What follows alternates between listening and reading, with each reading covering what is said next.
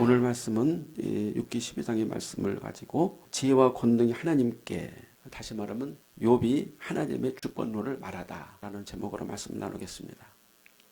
욥의 친구들이 서열순으로 차례대로 욥에게 훈계와 교훈을 더했습니다. 이 친구들은 3차 면담을 했는데 1차 면담이 끝난 셈입니다. 이때 욥은 이렇게 한탄합니다. 너희만 참으로 백성이로구나. 너희가 죽으면 지혜도 죽겠구나. 여기서 백성이라는 말은 단순히 서민을 말하는 것이 아니라 어떤 뼈대 있는 사람들이라 하는 뜻입니다. 다시 말하면 욥이 그의 친구들에게 너희들은 너희들만 신에 대한 해박한 지식이 있고 그래서 너희들만 신의 백성이라고 여기는구나, 이렇게 말하고 있는 것입니다. 실상 욥의 친구들은 여호와 하나님을 믿지 않았지만 그 당시 근동에 있는 여러 신들에 대한 지식이 풍성했습니다. 신에 대한 지식은 과거 고대 사회로부터 내려왔는데 문명과 시대에 따라서 다양하게 전해져 내려왔습니다. 아담과 하와가 에덴 동산에서 선악과를 따먹고 죄를 짓고 추방을 당했는데, 그렇다고 해서 하나님을 떠난, 하나님을 버린 인간이 신 없이 살 수는 없어요. 그래서 자기네들의 개별적으로 조작된 신을 만들어서 그 신을 숭배합니다. 이것이 미신이고 우상숭배인데, 그런 신들이 아담 이후로부터 계속해서 모든 인류들에게 전해 내려왔다 하는 것입니다. 그래서 고대 사회에서는 신에 대한 지식이 많은 사람, 그런 사람이 그 시대의 귀족이 되고 신화에 대한 지식이 많은 사람들이 존경받는 그런 지도자가 될 수 있었던 그런 때에 이제 욥이 그 세 친구들과 만났다 하는 것입니다. 고대 사회에서는 신지식은 주로 사람들이 지어놓은 신화로 해서 내려왔습니다. 그런데 이 욥의 친구들이 그냥 맹목적으로 미신적이거나 막무가내로 신화를 주장하고 이렇게 주술을 행하고 그런 사람이 아니라 철학적으로 논리적이며 이성적인 신관을 가지고 있었기 때문에 욥과 다른 신관을 가지고 있으면서도 오랫동안 그들이 믿는 신들에 대해서 욥과 지식을 나눌 수가 있었다. 욥은 여호와 하나님을 믿었고 이 친구들은 여러 가지 많은 이방 신들을 숭배했는데도 욥과 그 친구들은 신적인 대화가 가능했다 하는 것입니다. 우리가 예수를 믿고 유일하신 하나님을 믿지만 불교나 다른 종교를 가진 자들과 전혀 대화가 통하지 않는 것은 아닙니다. 우리가 불교 믿는 사람 또는 유교 믿는 사람들을 만나도 그들의 어떤 신앙이나 신관에 대해서 얘기하면 같이 대화 나눌 수 있어요. 종교가 달라도 서로의 신앙관에 대해서 대화를 나눌 수가 있다. 욥과 그의 친구들은 그런 관계를 오랫동안 유지했다고 볼 수 있습니다. 그래서 욥과 세 친구들은 그런 열린 사고로 서로 오랫동안 친분을 유지하며 신적인 대화 또는 인간에 대한 대화를 해왔다고 볼 수가 있어요. 그러므로 욥이 여호와 하나님을 믿지만 욥은 그의 친구들의 신에 대한 지식을 무시하거나 거부하지 않고 대화하며 우정을 나누었는데 그 친구들의 종교 세계가 상당히 지적으로 탁월하고 영적인 능력이 있었다 하는 것입니다. 우리가 이제 세상에서도 지혜라는 말을 합니다. 그런데 이 세상 사람들이 말하는 지혜는 세속적인 신화 또는 신지식을 세상에서 지혜라 그렇게 말합니다. 성경에서도 물론 지혜라는 말이 많이 나오는데 특히 잠언에서는 지혜라는 단어가 131번이 나오는데 솔로몬이 말하는 지혜는 세상에서 말하는 그런 지혜가 아니고 하나님의 지혜, 의롭고 거룩한 여호와를 경유하는 지혜다, 이렇게 우리가 알고 있죠. 그런데 욥의 친구들의 지혜가 탁월한 이유가 있는데 그 이유는 그들이 구사하는 지혜는 어떤 그들의 지식이나 어떤 말의 기술을 통해서 능숙하게 상대방을 설득해 나가는 기교가 있다, 솜씨가 있다는 뜻입니다.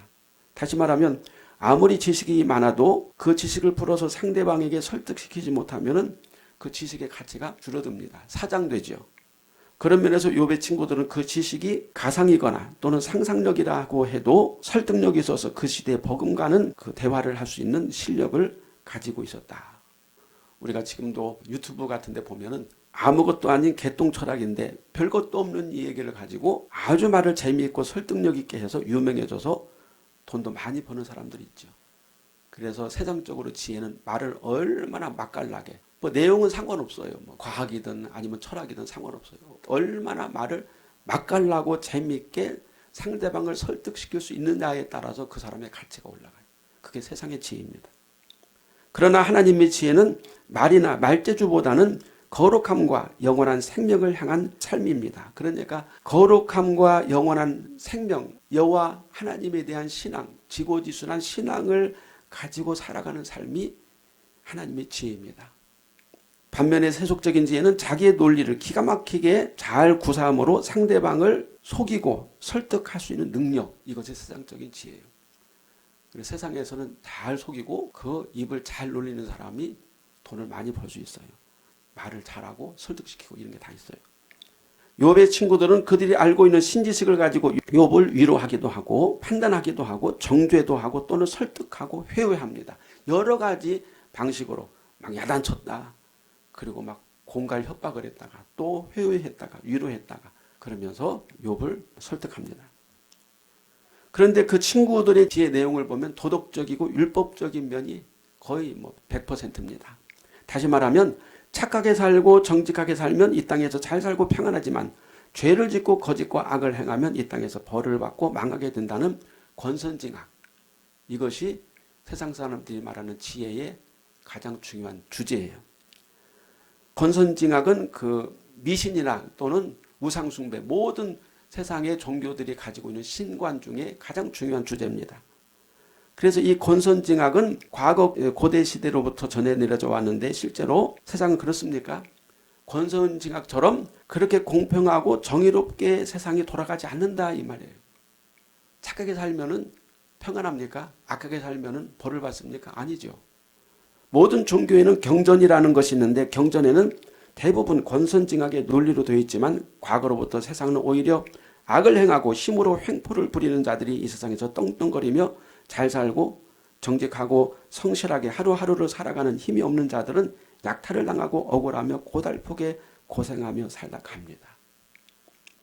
아마 이것은 세상의 공중권세 잡은 마귀에게 점령당했기 때문입니다. 바울은 에베소서 2장 2절 3절에서 그때 너희는 그 가운데에서 행하여 이 세상 풍조를 따르고 공중의 권세 잡은 자를 따랐으니 곧 지금 불순종의 아들들 가운데 역사하는 영이라. 전에도 우리가 다 그 가운데서 우리 육체 욕심을 따라 지내며 육체와 마음에 원하는 것을 하여 다른 이들과 같이 본질상 진노의 자녀였더니라고 말씀했어요. 그러므로 욥은 친구들의 중개에 대해서 이렇게 말합니다. 너희가 죽으면 지혜도 죽겠구나 이렇게 말했어요. 이 말은 거꾸로 우리가 번역해야 됩니다. 지혜가 너희와 함께 분명히 죽을 것이다. 즉 세상의 지혜는 인간들과 함께 사라지게 될 것이라는 뜻입니다. 왜냐하면 세상의 지혜는 누가 만들어 놨어요? 사람이 자작해서 만들어 놓은 것이기 때문에 그렇습니다. 욥이 비통한 고통 속에서 하나님에게 그렇게 간절히 구하고 바라는 것은 이 세상과 함께 사라지는 세속적인 말장난, 말기술이 아니라 하나님과 영원히 함께하는 하늘의 지혜, 거룩한 지혜, 신령한 지혜를 욥은 간절히 사모했다 그 말이에요. 실제로 세상의 지혜는 그 시대의 환경과 또는 어떤 그 사조에 따라서 달라집니다. 왜냐하면 세속적인 지혜는 절대적인 선과 악이 아니라 상대적인 선과 악이기 때문에 그래요. 세상의 지혜는 과거 어느 시대에는 선이었던 도덕 기준이 미래 어느 시대에는 악이 될 수도 있어요. 그것은 그 시대에 패권을 쥔 권력자에 의해서 선악의 기준이 달라지기 때문입니다. 우리가 종종 그런 말을 하지요. 과거에는 그랬는데 지금은 아니야. 그런 말 하잖아요. 그러니까 어느 시대에 그 선은 어느 시대 악이 될 수 있고 어느 시대 악은 어느 시대 선이 될 수 있다 그 말. 왜 그렇습니까? 사람이 자작해서 만들었기 때문에. 그러면 욥이 간절히 사모하는 하나님의 지혜는 무엇입니까? 인간이 죽어도 사라지지 않고 영원히 변치 않는 진리입니다. 욥은 친구들을 향해서 너희가 말하는 세속적인 지혜, 권선징악은 나도 다 알아. 잘 안다고 말하는 것입니다. 착하면 잘 살고 악한 자는 벌을 받는다는 그런 세속적인 지혜는 나도 잘 알고 있고 그렇다고 해서 그것이 세상살이에 맞아떨어지지 않아. 이렇게 욥은 말하고 있어요. 욥은 자신이 정말 성실하고 진실하게 살려고 노력했는데 지금 망했잖아요. 그러니까 권선징악이 맞지 않는다는 뜻이에요. 이에 대해서 솔로몬이 전도서에서 역시 말하고 있습니다. 세상에서 이해할 수 없는 일, 불행한 일이 있는데 어떤 사람이 재물과 부여와 존귀를 얻었으나 이것을 누리지 못하고 다른 사람이 누리게 되는 일이다. 어떤 사람이 돈을 많이 모아놓았는데 그 돈을 그 사람이 못 쓰고 다른 사람이 쓴다 그 말이에요. 그런 일이 허다합니다. 또한 악인이 형통하고 의인이 재앙을 당하는 이해할 수 없는 일들이 세상에는 너무나 많다. 이렇게 솔로몬이 또 말하고 있어요. 4절 말씀에 하나님에게 부르짖는 내가 이웃들에게 놀림받는 자 중에 하나같이 되었도다. 하나님은 의롭고 허물이 없는 자를 조롱받게 하셨구나 하면서 욥이 하나님을 한탄하는 것처럼 보입니다. 욥은 하나님에게 부르짖었는데 그 응답은 의롭고 허물 없는 나에게 친구들의 조롱과 비웃음으로 돌아왔다. 나는 하나님에게 진리를 원하고 하나님의 은혜를 원했는데 나에게 돌아온 것은 조롱과 그리고 비웃음이다 하는 것이죠. 그런데 그 친구들은 비루하고 비천한 자들이 아니라 신지식, 스스로 하나님에 대한 지식이 풍부하다고 자처하는 그 당시 부족의 족장들, 왕이었다 하는 것입니다. 다시 말하면 귀족들이에요.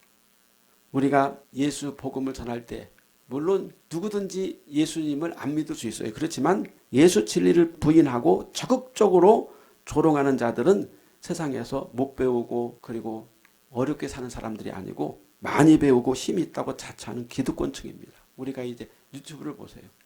배웠다고 하는 사람들, 지식이 많다고 하는 사람들이 그리고 과학자들, 철학자들 이런 사람들이 예수를 적극적으로 부인해요.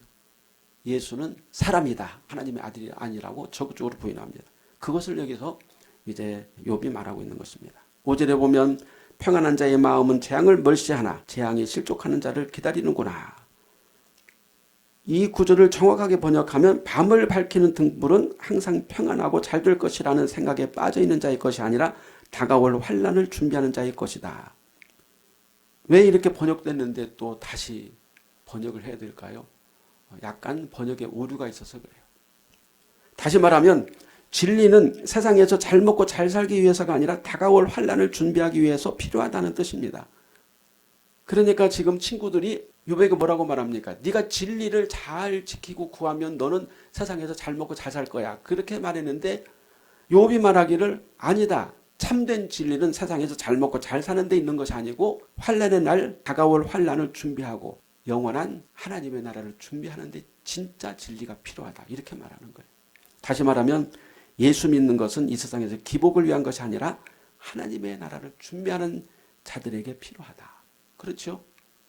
우리가 예수 믿는 것은 궁극적으로 천국의 소망을 위해서 예수 믿잖아요. 이 땅에서 잠시 잘 먹고 잘 살기 위해서는 굳이 예수 믿을 필요 없어요. 세상의 여러 가지 상황에 따라서 살면 돼요. 6절에서는 강도들의 장막은 번성하고 전능자를 화나게 하는 자들은 안전하다. 하나님은 그들의 손을 번성케 한다. 여기도 약간 좀 번역상의 오류가 있습니다. 이 번역은 마치 욥이 하나님이 악인들을 편든다는 생각으로 자신의 불행에 대해서 자괴감을 가지는 것처럼 보이지만 실상은 그렇지 않습니다. 우리가 이제 그 뒷부분에 하나님은 그들의 손을 번성케 한다라고 하는 부분을 이렇게 다시 번역할 수 있는데 악인들은 그들의 손으로 신들을 주무른다. 이렇게 번역해야 돼요. 그들의 손 안으로 신을 가져온다. 다시 말하면 세상에서 번성하고 형통하는 악인들은 신을 그들의 입맛대로 주무른다는 뜻입니다. 아까도 말씀드렸죠. 세상에서 미신, 우상숭배, 불신자들, 세상 사람들이 신을 믿는 것은 그들이 만든 자작으로 만든 가공의 신이라고 그랬잖아요. 그러니까 가공해서 만들으니까 자기가 손으로 주무른 거예요. 자기가 사랑을 원하면 사랑의 신을 만들고 권력을 원하면 권력의 신을 만들고 그 앞에서 재물을 바치고 욥의 친구들은 신을 그들의 유리한 방향으로 만들고 사용한다고 욥이 말하는 것입니다. 너희들이 믿는 미신, 우상숭배, 세상의 신은 너희들의 입맛대로 주무르는 것이 아니냐 이렇게 말하는 거죠. 아전인수격입니다. 세상에서 성공하고 권력을 가진 자들이 선을 악이라 하면 군중들도 선을 악이라고 하고 패권자들이 악을 선이라고 하면 백성들도 악을 선이라고 믿는다 그 뜻이에요. 세상에서는 패권을 가진 자, 권력을 가진 자, 돈을 많이 가진 자가 그 시대의 어떤 윤리, 도덕의 기준을 정해요. 그래서 그 따르는 무리들은 그 패권자나 권력자, 부자 또는 그 시대의 지식층들이 말하는 것을 따라서 부하뇌동한다. 군중 심리로. 그런 거는 우리가 요즘에 우리나라에서 일어나는 여러 가지 현상을 통해서 볼 수가 있죠. 지지율 뭐 이런 거요. 욥이 믿는 여호와 하나님, 아브라함이 믿는 여호와 하나님, 우리가 믿는 예수 그리스도의 아버지 하나님은 하나님의 속성이 영원하며 변치 않고 의와 진리, 거룩함이 그 정체성이기 때문에 여호와 하나님과 그리스도를 믿는 자들은 상황이 변하고 어떤 시대에도 우리 자신을 하나님에게 맞춰 나갑니다. 우리 자신을 하나님의 진리, 예수 그리스도에게 맞춰 나가요. 그러나 인간이 만든 신들은 그 정체성이 인간의 욕구에 따라 달라지고 또 인간들이 신들을 만들어서 그들의 유익에 따라서 변개하고 적절하게 좌지우지 운용한다. 이것을 욥이 지적하고 있어요. 너희들이 믿는 이방의 신, 우상, 미신들은 다 너희들이 손으로 자작으로 만든 것이고 너 입맛대로 주무르는 것이 아니냐. 그게 신이냐? 그게 너희 하나님이냐? 이렇게 말하는 거예요. 10절에 모든 생물의 생명과 모든 사람의 육신의 목숨이 다 그의 손에 있느니라. 여기서 욥은 비로소 욥의 신앙, 여호와 하나님의 주권론을 말하고 있습니다. 욥은 땅에 있는 모든 짐승들과 새들과 바다의 고기들이 다 하나님의 손, 주권 안에 있다는 사실을 주장하고 있어요. 사람들이 신들을 만들어서 자기네들의 입맛대로 좌지우지하는 것이 아니라 모든 인생들의 생사와 복이 하나님 안에 있으므로 인간의 축복과 재앙도 역시 하나님의 주권에 있다는 사실을 여기서 욥이 말하고 나는 그 여호와 하나님을 믿는다. 이렇게 말하죠. 우리 생각에는 인간이 뭘 잘하고 못하고에 따라서 인간의 생사와 복이 결정된다고 생각하지만 그게 아니다. 하나님의 전적인 주권이다. 이렇게 욥이 말합니다. 그래서 의인도 단명하는 경우가 있고 또는 의인이 심하게 고난을 당하기도 하고 반면에 악인이 장수하고 죽을 때까지 떵떵거리며 죽을 때도 고통을 당하지 않고 늙기까지 잘 먹어서 살이 쪄가지고 눈두덩이 두툼하고 그리고 또 포동포동 살쪄서 그때까지 늙어 죽을 때까지 그렇게 산다. 그 시편 말씀에도 나와 있잖아요. 잠언 16장 4절에 여호와께서 온갖 것을 그 쓰임에 적당하게 지으셨나니 악인도 악한 날에 적당하게 하셨느니라. 이 구절을 원문대로 번역하면 여호와께서 모든 것을 여호와 자신을 위해 만드셨는데 악인도 악한 때를 위해서 하나님이 지으셨다. 어떤 환난의 때가 있어요. 그래서 악한 때 그 악인을 사용하려고 하나님이 그냥 악인을 내버려 두는 거예요. 당장에 처치하지 아니하시고. 그러므로 13절에는 지혜와 권능이 하나님께 있고 계략과 명철도 그에게 속하였나니. 욥이 2절에서 너희가 죽으면 지혜도 죽겠구나라고 했는데 그 지혜는 세속적인 말재가 아니라 그들이 가지고 있는 그런 가상의 신적 지식을 비꼬는 말입니다. 너희는 말만 잘하는 말쟁이며 그리고 가짜 신에 대한 허접한 지식으로 내 앞에서 자랑하는구나. 그렇게 말하는 것입니다. 우리가 말만 잘하는 사람에게 농담으로 뭐라 그럽니까? 너 물에 빠지면 입만 둥둥 뜨겠구나. 그렇게 빈정대죠. 욥이 그런 식으로 말하고 있는 거예요. 그런데 욥은 참 고상하게 말을 하죠. 여기서 욥이 말한 지혜는 여호와 하나님의 지혜이며 영적이며 경건한 지혜이지 말만 늘어놓고 속이 텅 빈 깡통이 아니다. 정말 참된 지혜를 말하고 있는 것입니다. 여기서 계략은 계획을 의미하는데 천지만물에 대한 모든 계획은 다 하나님에게 있는 것이지 인간이 좌지우지할 수 있는 것이 아니다. 인간이 이 몸이 내 것이라고 해서 내 마음대로 내 몸뚱아리를 좌지우지할 수가 없다. 내 몸뚱아리도 하나님의 주권에 달려있다는 것입니다. 명철은 지혜와 이해를 의미하는데 인생에 대한 진정한 이해와 지식은 역시 하나님 안에서만 하나님에게서만 찾을 수 있다. 그 당시 욥의 친구들의 지식은 인간의 욕망을 그들이 만들어 놓은 신에게 덧입힌 가공된 신지식이었어요. 자기네들이 마음대로 신을 주무른다고 그랬죠.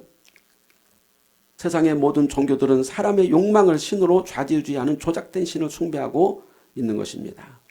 그러나 진정한 믿음, 진정한 여호와 신앙은 하나님의 속성과 성품을 그대로 믿고 순종하며 거룩한 길을 따라서 사는 것입니다.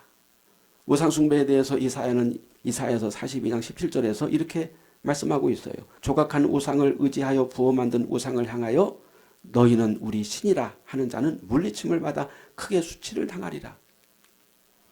14절에서 19절까지는 모든 만사에 묻고 푸는 것이 다 하나님에게 속해 있다. 16절에서는 속은 자와 속이는 자가 다 그에게 속하였으므로 이렇게 말씀하고 있어요. 세상의 일은 다 속이고 속는 일입니다. 이 세상에서 정직하고 의로운 일은 하나도 없어요. 나는 정직한데요? 아니거든요. 내가 정직하다고 생각하는 그 속에 거짓이 있어요. 설사 내가 정직하다고 해도 어떤 권력이나 제도에 의해서 나는 속고 있는 거예요. 어떤 제도 안에서 내가 거짓말을 하고 있는 거예요. 내 양심은 정직하고 싶은데 환경이나 제도가 나를 거짓말하게 만든다 그 말이에요. 내가 속이지 않아도 누군가에게 나는 속고 있고 속여서 빼앗고 재물을 축적하고 권력을 세우는 것이 바로 세상의 만사다. 왜 그렇습니까? 세상은 마귀의 손아귀에 있기 때문에 속고 속임으로 세상은 돌아가고 있습니다. 디모데후서 3장 13절에 악한 사람들과 속이는 자들은 더욱 악하여져서 속이기도 하고 속기도 하나니 딱 맞는 말씀을 했어요. 사도 바울이. 지금으로부터 거의 2000년 전의 이야기지만 똑같아요. 다를 바가 없어요. 그러므로 여호와 하나님을 믿지 않고 의지하지 않는 자들은 속임수의 사상에 노래개감이 되어서 스스로 그 인생이 망쳐져 가고 있는 것입니다. 여호와 하나님의 진리, 예수 그리스도의 진리를 믿고 그대로 순종하지 않는 자는 자기를 그냥 함정, 속임수에 덫에다가 내던지는 것이나 똑같아요. 속여서 빼앗고 취하는 자들 다 역시 마귀의 노래개감입니다. 이 세상에서 속이는 자나 속는 자 둘 다 패자이며 절대로 승자가 없습니다. 우리가 이 세상에서 패권 다툼하죠. 미국이 중국을 압박하고 중국은 미국을 이겨먹으려고 하고 우리나라에서도 야당이 여당을 이기려고 그러고 여당이 야당을 누르려고 하고 그럼 누가 승자입니까? 그렇게 계속 패권 다툼하면 누가 승자가 될 것 같아요? 승자 없어요. 다 패자예요. 결국은 이 세상의 모든 권력 다툼은 패자다. 속이고 속이는 자들도 하나님의 손 안에 있는데 그 결말은 하나님이 정하신다. 과거로부터 현재 미래에도 하나님의 백성이 세상에서 속고 사는 일이 허다지만 그러나 하나님은 그 백성들의 믿음과 의로운 삶을 아신다. 인정해 주신다 그 말이에요. 그래서 예수님은 아무리 세상이 유혹하고 잘 살게 해준다고 해도 절대로 속지 말고 오직 하나님의 진리와 거룩한 믿음으로 살아야 된다고 예수님이 이 땅에서 수없이 말씀하신 거예요. 예수님의 말씀의 그 내용을 한마디로 말하면 세상의 유혹에 넘어가지 말라. 보이는 것에 마귀의 유혹에 넘어가지 말라. 하나님의 진리와 거룩한 믿음으로 살아라. 그 뜻이에요. 그리고 세상을 미워하지 않으면 결코 하나님의 사랑을 소유할 수 없다고 주님은 말씀하셨어요. 결국 세상에서는 패자도 승자도 다 멸망하게 된다. 욥의 신앙은 이제 자리를 잡아가고 있습니다. 그 신앙은 생사화복이 하나님의 손안에 있고 모든 권세가 다 하나님의 것, 즉 하나님의 절대 주권인 것을 인정하고 믿고 따르는 것이 바로 욥의 신앙입니다. 욥은 처음에는 너무 혼란스러웠어요. 내가 이렇게 경건하게 번제를 하나님 앞에 꼬박꼬박 바치면서 우리로 한다면 제가 이렇게 하나님 앞에 나와서 신앙생활 잘하고 기도도 하고 믿음으로 살려고 하는데 이럴 수가 있습니까? 그런데 욥은 친구들과 계속 대화하면서 또 반박하면서 자신의 신앙을 정리하면서 모든 생사화복이 하나님의 손안에 있구나. 모든 권세가 다 하나님의 것이구나. 하나님의 절대 주권을 인정하자 이제 이 믿음의 초입에 들어가게 된 것입니다. 하나님의 절대 주권을 인정하는 것이 신앙의 시작이에요. 비록 현재 내가 세상에서 병든 자, 환난을 당하고 고난을 당하고 버림을 받는 자라고 해도 여호와 하나님의 진리를 붙잡으면 나의 생사화복과 모든 운명이 하나님에게 있기 때문에 결국 하나님의 의로우신 판단을 받게 될 것이다. 이것이 욥의 신앙의 시작이며 우리 그리스도인들의 믿음의 시작이 되어지는 것입니다. 19절에서 25절 말씀에 보면 지혜를 주시고 지혜를 벗기시는 하나님에 대해서 욥이 구구절절히 기록하고 있어요. 만민의 우두머리들의 총명을 빼앗으시고 그들을 길없는 거친 들에서 방황하게 하시며 빛 없이 깜깜한 데를 더듬게 하시며 취한 사람같이 비틀거리게 하시느니라. 하나님은 악인들을 심판하시기 위해서 세상에 우두머리 통치자 지배자들을 세우셨다고 그랬어요. 그들이 만든 법으로 악인을 심판하기도 하지만 그들이 잘못 만든 악법으로 의인들을 핍박하고 괴롭히기도 합니다. 물론 세상의 권세자들, 권력을 가진 자들이 다 100% 나쁘다는 건 아니에요. 어떤 때는 악을 척결하고 또 잘못된 것을 바로 잡을 때도 있어요. 그렇지만 그들이 잘못 만든 법으로 의인을 핍박하고 의인을 고통에 처할 때도 있다 그 말이에요. 하나님께서 악한 우두머리들의 지혜를 제거하시면 그들은 망하게 되어 죽게 된다. 이렇게 욥이 말하고 있습니다. 하나님이 세상 권력자들을 패하실 때는 그들의 지혜를 벗기셔서 어리석고 허망한 짓을 하도록 만드십니다. 우리가 과거의 모든 역사를 보면은 그 패권자들, 황제들, 권력자들이 잘 나가다가 나중에는 뻘짓을 해요. 세상 말로 뻘짓, 이상한 짓을 해요. 왜 이상한 짓을 합니까? 그 악을 하나님이 척결하기 위해서 그 권력자들의 머리를 돌게 만드신 거예요. 헛짓을 하게 만든, 헛짓하다가 미친 짓하다가 결국은 망하는 거예요. 그게 세상의 악한 권력자들의 종말입니다. 그거 다 하나님이 하시는 거예요. 세상 권력자들은 그들의 욕망에 따라 신을 만들고 욕망을 따라 타락함으로 스스로 자멸합니다. 시편 34편 21절에 악이 악인을 죽일 것이라 딱 맞는 말씀을 하고 있어요. 하나님이 악인을 죽이는 게 아니에요. 자기가 행한 악으로 그 악인은 멸망하는 것입니다. 이로 인해 하나님은 악한 자들은 망한다는 사실을 역사 속에서 실제로 보여주십니다. 그러나 때때로 하나님은 악한 통치자들에게 고통을 받는 의인들, 하나님의 진리를 따르고 그리스도를 믿고 거룩한 삶으로 살려고 하는 성도들에 대해서도 잠시 동안 침묵하실 때도 있어요. 욥의 고난을 잠시 침묵하시듯이. 이것도 다 하나님의 지혜입니다. 왜냐하면 마지막 날 부활 시에는 악한 자들은 심판의 부활로 다시 나타나서 영원한 지옥에 들어가지만 핍박받는 의인들은 생명의 부활로 다시 살아나서 영원한 천국에 들어가기 때문에 이 놀라운 결말이 있기 때문에 하나님이 잠시 악한 자의 악행을 계속 두고 보시는 것은 더 심하게 처절하게 심판하기 위해서, 의인들의 고난을 계속 두고 보시는 것은 더 큰 상급과 영광을 주시기 위해서. 이것이 곧 하나님의 비밀스러운 지혜입니다. 요한복음 5장 29절에 선한 일을 행한 자는 생명의 부활로 악한 일을 행한 자는 심판의 부활로 나오리라. 요번이 이제 하나님의 비밀스러운 지혜의 문을 열고 들어가게 됩니다. 하나님의 전적인 주권, 그리고 하나님의 비밀스러운 지혜이신 그리스도. 물론 여기서 욥이 그리스도를 분명하게 우리처럼 알지 못하지만 지금 그리스도 안으로 입문하고 있다. 하나님의 아들 독생자, 또 그 구원과 은혜와 또 영원한 소망과 능력을 사모하며 비밀스러운 지혜 안으로 욥이 들어가고 있다는 것입니다.